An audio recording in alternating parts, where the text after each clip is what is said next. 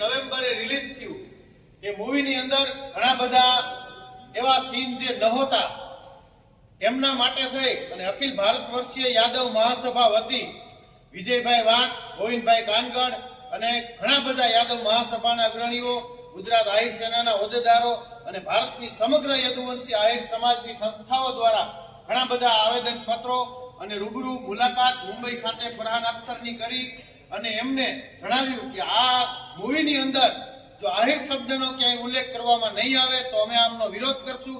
પણ ફરહાન અખ્તરજી અમને બાંયધરી આપી કે અમે ચોક્કસ તમે જે પ્રમાણે કહો છો એ પ્રમાણે આહિર શબ્દનો ઉલ્લેખ અને જય દાદા કિશન કી જય એ નારાનો જય ઘોષનો પણ ઉલ્લેખ કરશું, જે અમે તમને ખાતરી આપીએ છીએ.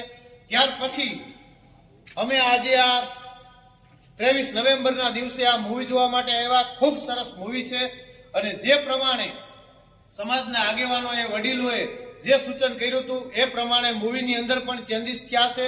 એટલે ખરેખર ફરહાન અખ્તરને પણ અહીંથી દિલથી વંદન છે અને શેતાનસિંહ ભાટી રાજપૂતને પણ દિલથી સેલ્યુટ અને 120 જે આહિર જવાનોએ જે પોતાના બલિદાનો આપ્યા એમને પણ આ મૂવી જોઈ અને અમે આજે શ્રદ્ધાંજલિ રૂપી 2 પુષ્પો અર્પણ કરીએ છીએ.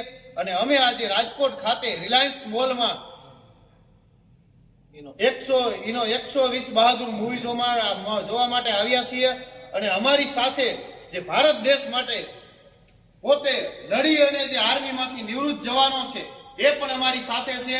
ઘણા બધા જવાન ભાઈઓ પણ અહીંયા હાજર છે, એમને પણ અત્યારે અમે સાથે લઈ આવ્યા છીએ.